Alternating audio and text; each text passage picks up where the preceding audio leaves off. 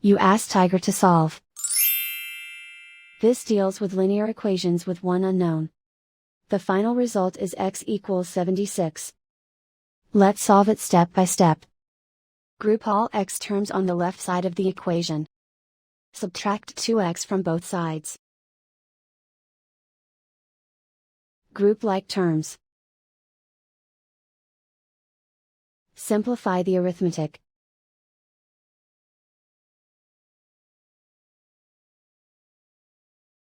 Group all constants on the right side of the equation. Subtract 76 from both sides. Simplify the arithmetic.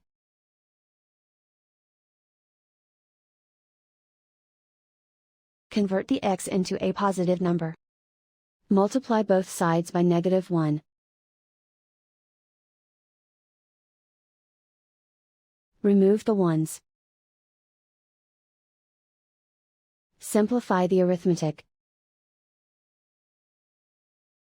And so the final result is x equals 76.